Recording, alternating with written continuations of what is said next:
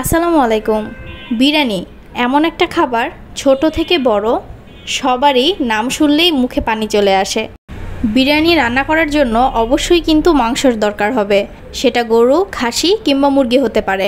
গরুর মাংসের বিরিয়ানি সবথেকে বেশি মজা এবং টেস্টেবল হয়ে থাকে এবং গরুর মাংসের বিরিয়ানিটাই আসলে প্রকৃত বিরিয়ানি।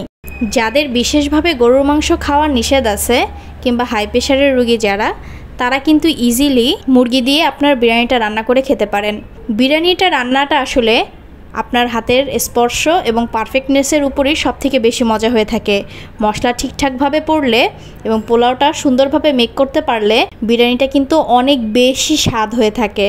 পোলাওটাকে কিন্তু আমি আলাদা করে রান্না করে নিয়েছিলাম, আর বিরিয়ানির জন্য যে মাংসটা সেটাও কিন্তু আমি আলাদাভাবেই রান্না করে নিয়েছিলাম।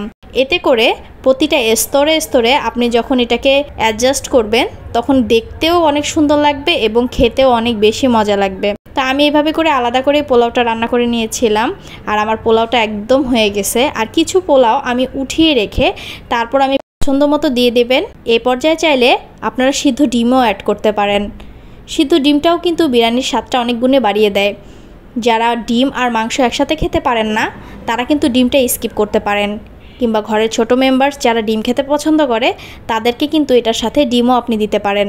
গরুর মাংসটার পারফেক্টনেস দেখেই কিন্তু বোঝা যাচ্ছে, আর এখানে কালারটাও এত সুন্দর এসেছে, ঘ্রাণে পুরো বাড়ি ম করতেছে। খেতেও কিন্তু ভীষণ মজা হয়েছিল। অবশ্যই ঈদ, পর্বত এবং অনুষ্ঠানে কিংবা মেহমানদারিতে ইজিলি আপনি এভাবে বিরিয়ানিটা রান্না করে সবাইকে তাক লাগিয়ে দিতে পারেন। বারবার খেতে চাইবে আপনার মেহমানরা এবং আপনার বাসায় দাওয়াত নেওয়ার জন্য বসেই থাকবে। এতক্ষণ থেকে ভিডিও দেখার জন্য অনেক অনেক ধন্যবাদ। আজ এ পর্যন্তই। আল্লাহ হাফেজ।